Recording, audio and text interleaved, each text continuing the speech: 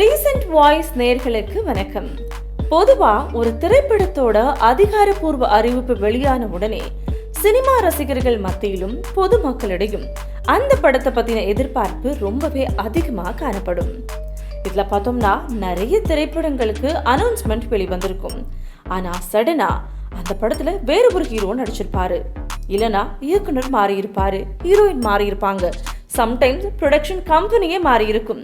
அதாவது அனௌன்ஸ்மெண்ட் பண்ணது ஒருத்தவங்களா இருக்கும், கொஞ்ச நாளுக்கு அப்புறம் பலவித ரீசன்னால அந்த ப்ரீவியஸ் அனௌன்ஸ்மெண்ட்ல இருந்த நிறைய விஷயங்கள் மாறி இருக்கும். இப்படி நம்ம தமிழ் சினிமால சேஞ்ச் ஆன பல படங்களை நம்மளால சொல்ல முடியும். இதுல இன்னொரு விதம் என்னன்னா, ஒரு படத்தை பத்தின அனௌன்ஸ்மெண்ட் வெளிவந்திருக்கும். அந்த படத்தை எதிர்நோக்கி மக்கள் ரொம்பவே ஆவலா காத்துட்டு இருப்பாங்க.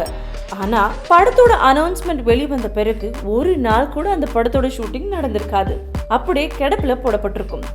அப்படிப்பட்ட படங்களும் நம்ம தமிழ் சினிமாவில் எக்கச்சக்கமா இருக்கு. அனௌன்ஸ்மெண்ட் வெளிவந்திருக்கும், அதுக்கப்புறம் அது அப்படியே கிடப்புலயே போடப்பட்டிருக்கும்.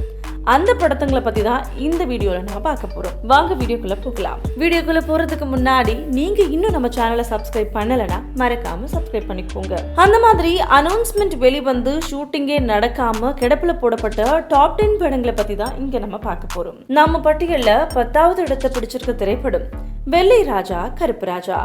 இந்த படத்தை விஷால் அண்ட் கார்த்தி நடிப்புல பிரபுதேவா அவங்க இயக்குறதா இருந்துச்சு.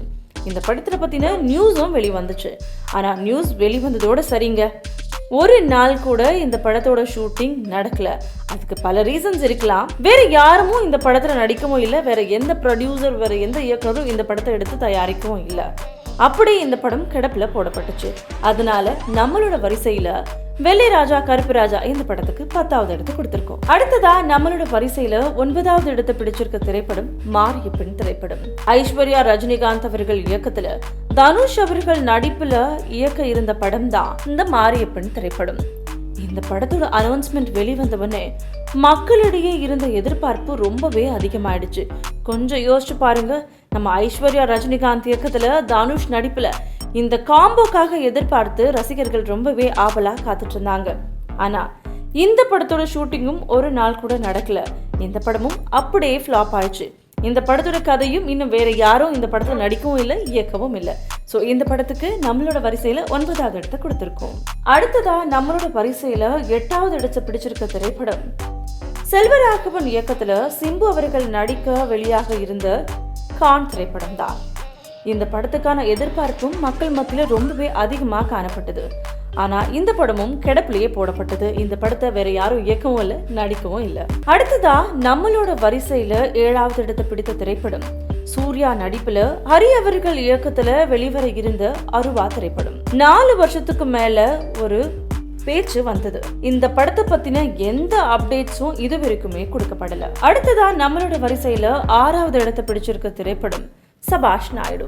நம்ம உலக நாயகன் கமல்ஹாசன் நடிப்புல இந்த படம் வெளியாகும்னு ஒரு அறிவிப்பு வெளிவந்துச்சு. இந்த படத்திற்கான பூஜையும் மிக பிரம்மாண்டமா பெரிய அளவுல போடப்பட்டது. ஆனா அதுக்கப்புறம் இந்த படம் கைவிடப்பட்டது. அடுத்ததா நம்மளோட வரிசையில 5வது இடத்தை பிடிச்சிருக்க திரைப்படம் சியான் விக்ரம் நடிப்புல உருவாக இருந்த கரிகாலன் திரைப்படம்.